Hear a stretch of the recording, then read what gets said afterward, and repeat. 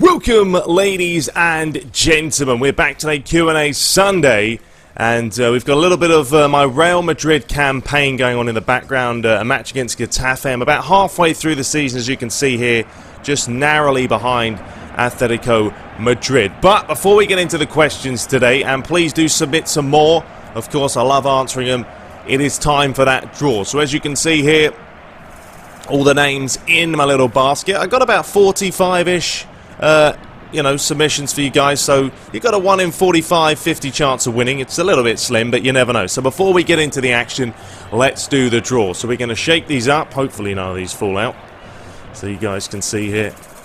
Give them a good mixy-bixy. And then we shall dive straight in. Give it another little bit of a mix. Pick out a name. Only want to get one, thank you very much. Alright, there we have it. There is the winner. And we shall have a look. The winner is, ladies and gentlemen, Duhte, D-U-H-T-E. There it is. That is the winner of 20,000 coins. So congratulations. Those will be coming your way. Send me a message, or I'll send you a message. Either way, and we'll get that sorted. So, good stuff. Anyway, straight into the questions today. So, and as you guys can see my Real Madrid lineup here before we get into the action, I bought Pogba, Falcao, had to sell Ronaldo, which I was really pissed off about because the board sold him under my nose. He was homesick. They sold him to PSG for 47 million. 47 million for Ronaldo. That is ridiculously cheap and a slap in the face. So I bought in Falcao, Pogba, Hazard for 60-odd million. So we've got a pretty solid team. Anyway, first question from Danny Moan says, hey TTB, do you care for American college football? If you do, who do you like? By the way, I live about 40 minutes from Orlando. Well, very nice. And there's your early goal straight away. Good to see you from Orlando, but no, I don't watch any American football. It has never interested me, and it never will. I can't get into the whole stop and start game. I really can't, you know. And I've had this debate, and I've told Americans all the time, but then a lot of Americans don't like my football, you know, European football, soccer, whatever you want to call it. They say it's boring, which, you know, if you find that boring, that's fine. But it's not a stop and start game. I mean, it's 45 minutes, a 15-minute break, a 45 minutes. It gets done within a couple of hours. American football can last for ages. I mean, have a look at the Super Bowl. I mean, that is a long-ass event. Obviously, it's a money thing, you know, commercials and a social event. But, no, I've just never got into the whole American football. If you like it, you know, that's fine. But for me, I'll stick to my football. Next up from Zalina Yabar says, hey TTB, it's really been a long time for me to ask, will you buy PES 2014 World Cup DLC, and are you happy with England's lineup for the World Cup?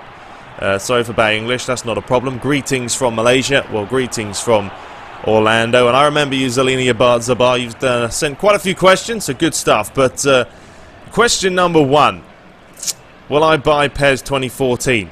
The World Cup. No, I'm not going to buy it. To be honest with you, I've downloaded PES 2014 on PlayStation Plus because that came out this month on the US store, and I haven't even played it. You know what I mean? I've been playing FIFA 14 on PS4 more, and I don't see it worthwhile for me to buy the World Cup DLC. I don't think it's that brilliant. I mean, they've just sort of reskinned it, added a couple of new presentation kind of things, but it's I don't know, nothing to scream about. So, no, I'm not going to be picking it up. And am I happy with England's lineup? I guess so. I mean, the only thing I look at the England team and I think defensively, are they going to be good enough? Because they're playing Italy and Uruguay, two very good teams with a lot of quality in there. I know Luis Suarez is having knee surgery, so, you know, he might not even make it in time, but I look at the defensive side and I think, you know, is it going to be good enough? Glenn Johnson's alright, he's not amazing. Baines is okay. I mean, then you've got Cahill, who's decent, you know, and then Jagielka, and there's Jones and all them. But that's going to be the difference, I think. If they can play well defensively and have good attacking numbers, I think they could do alright.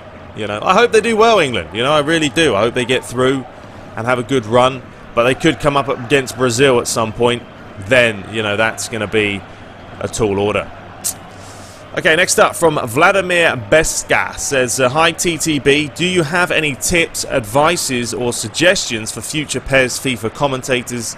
I'm asking this because I want to start my own channel, but I'm a bit nervous. Love your vids. Greetings from Serbia. Greetings from Orlando. Any tips? You know, that's a hard question. And really, it's just do something original, kind of. I mean, it's hard now, PES and FIFA on YouTube, because, you know, let's be honest, YouTube's been going for an awful long time. All the big YouTubers had started years and years ago. I mean, look at PewDiePie, you know, #1 YouTuber. Doesn't do anything special, just plays Let's Plays, but he has 25+ million subscribers, which is insane. But he got the ball rolling early on. You know, you have to remember that when everyone starts YouTube, everyone has 0 views, 0 subscribers. Everyone has to work their way up, and I can guarantee you the first few thousand subscribers are going to be the hardest. So, my tips are really just be constant. Upload daily. If you don't upload daily, it's going to make it very hard for people to look at you and think, I want to subscribe. That's why I do it 7 days a week. You know, I'm not really doing anything else right now except for college online, so I've got plenty of time to do so, but do something kind of original. That's why I mixed up my channel. When I first started out, didn't do FIFA and PES. I just did useless podcasts that didn't work. A couple of Olympic videos as well. And then from there, you know, I started doing PES and FIFA, and when I started commentating the way I do, I got noticed a little bit, so I carried on doing it. So that's something that I thought, I don't see anyone else really on YouTube doing it, why not do it? So come up with something original. If it's not original, then be good at what you do. Commentate with precision. Don't have a lot of ums and ahs. A lot of people do that. They are nervous and they say and they say ah, and I do it as well when I'm talking to you guys like this, but you have to try and be consistently good. But you will get better, trust me. It starts off slow and it's difficult at first. You are a little bit nervous, but in the long run, you will get better. And I hope that helps a little bit. Next up from Blue Ryan Dis says, hi TTB, I'm a new subscriber, but I'm trying to catch up. Good stuff. I just want to know, what is your favourite formation to use in PES or FIFA? And what is your favourite formation in real life? Do you have a second favourite football team? You said that you played football when you were in England. Which was your role? Finally, keep the good work up. Your Let's Plays are pretty unique. Well, thanks very much. I appreciate that. So my favourite formation to use. I'm your traditional guy. I don't like playing 4-3-3s because I feel that, I don't know, you neglect the wingers a little bit too much. So I do like to play, what I'm playing here is sort of a 4-5-1 with a defensive. I have 2 defensive mids, 1 attacking mid, 2 wingers, left midfield, right midfield, and then the forward. And that way, you know, when I've got Bale and Hazard on my team now, exploit those wings and use the pace. I think it's like I said in my quick channel update video I put out yesterday, it's easier to play against a 4-3-3, I feel, because you can man-mark the right winger, left winger, and basically keep him out of the game. And you don't need to push up and down with your right back and left back because, you know, you've got your right mid and left mid moving up and down. So that's a little tip for me. Favourite formation in real life? Just probably a traditional 4-4-2. I used to, there's an Ajax academy over here I used to play for. And because, you know, they were Ajax, Dutch, love to play a 4-3-3. So we used to play that formation all the time. And I used to be a winger, you know, left wing, right wing. And it was an alright formation, but it, you know, it's kind of a lazy formation because they said to me, don't ever drop back. Just stay up front. Push up as high as you can. Mark their left back, right back. And try and pin them back. So, you know, that was a formation that I got used to. But, you know, I've played a 4-4-2. You know, I've even played a formation where we've had 5 or 3 at the back. You know, 3-5-2. So, there's a couple of variations in there. Do I have a second favourite football team? Not really. You know, I'm not one of these guys that says I support numerous teams. I support United. Always have done. Always will. And then you also said you played football when you're in England. Which was your role? I played every role. When I first started, I was a winger, a right mid. Then I pushed into the middle of the park, played centre mid, attacking mid, played up front, and now I'm more of a winger. I like to get the ball and just attack down the wings at defenders. It's good fun. Anyway, great questions. All right, next up from XX Beast says, what are your thoughts on the US national men's team? I don't know, not really got a big idea on that because I don't follow a whole lot of US national stuff. But I know Donovan's not going to be there, which I don't think it's a big deal. He's getting on a bit now. He hasn't really done a whole lot this season. The US have some other better players up and coming, so I think they have a hard group. We know that. Ghana is probably going to be the easiest game, obviously. If they get 3 points, the first game of the group, they're off and running. And then, you know, they play Portugal, Germany. They play Portugal second, I think, so if they get a point out of that, you know, they've put themselves in a good, promising position. And then Germany's going to be a tough game. But one thing, you know, the United States do have is they run their arse off all the time. I know this over here, that when they train to work your stamina, really up that as well. So they're going to be a team that can run a lot. And that could pay dividend in the end, you know, could be a big plus for them. So, you know, fingers crossed they do well. I like to see them do well because, you know, if they do well, they show it more over here. So, let's hope so. Okay, next up from Vidsoik says, when you were in England, did you go to any games and have you been to any stadiums in Europe? Yeah, I went to a couple of games. Man United against, I think, Arsenal at Cardiff, in Cardiff. So I got to go to that stadium, which, you know, the Cardiff massive stadium there. Never really went to Wembley, I don't think, you know, because they were starting to build a new one and stuff. And then, you know, the Barnet Stadium, Underhill, I played there a few times because I was in the Barnet youth team when I was like 11, 12, although they were terrible, so I had to leave. So I've played there, although it's nothing special. But apart from that, you know, Old Trafford I think I went to once, which was, you know, like a 5-hour drive, which was great to see. But I've never really gone to too many games. I've never really been that keen to. I don't know why. I'd rather just stay at home. I think it's because of all the craziness that goes on. There's a lot of nutters out there. So, you know, I'd rather be safe in the profounds of my own house, I guess. So, there we have it. Okay, next up from Hollow Gaming, a couple of questions here. Hey TTB, if Chelsea, PSG, Monaco or Man City weren't bought by Arabian Russian millionaires for a ridiculous amount of money, where do you think they would be now?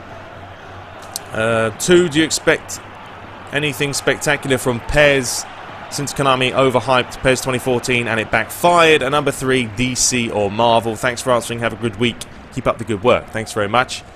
Number 1, Chelsea and all those. I think Chelsea would be about the same, to be honest with you. I think they would have done alright.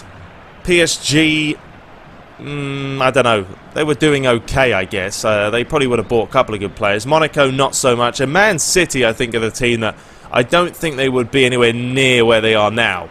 We all saw how they were before. They weren't anything special when they didn't have tons and tons of money. So I think if that was the case, they weren't bought out, didn't buy all these top quality players like Aguero and stuff, they wouldn't be winning the league. They'd probably be, you know, a 5th, 6th kind of team. So that's my thoughts. And anything special from PES? Well, you know, they're going to show the trailer at E3. We're going to have a look at that, give it a butchers and see what it's all about. They need to do something big on PS4, Xbox One. You know, they have to kind of revamp the game even further. Because the engine they're using is good, but it still does need a lot of enhancement. They did, I mean, I don't think they overhyped it. I think a lot of people did. They saw videos last year of PES 2014. We were like, wow, you know, the heading's good, even though it's a little bit, I think the players jumped too high. I think that was more of us hoping and praying that it was better than it was. And finally, DC or Marvel, not really into both of them, if I'm being honest with you, but I'm going to say, I don't know, the Batman. Who's Batman with? Is he DC? I think he's DC, isn't he? So someone like that is probably what I am. Alright, we've got about 30 seconds or so left, so let's see if we have one more. This one was from Short Circuit. TTB was wondering, how do you react when you lose a match in FIFA? Are you calm or do you get really mad? I actually get really pissed off, to be honest with you. The other day, I lost to Athletic Bilbao and 1-0. I lost 1-0 to them. I had 9 shots. They had 1. They won it. I was furious. I hate going to bed after I've lost, so I always have to win before I can hit the sack because I just hate doing it. So yeah, a bit of a bad loser, but aren't we all? Anyway, I hope you guys enjoyed this video. That is it for today. Congratulations to the winner and submit some more questions. But until next week, take care.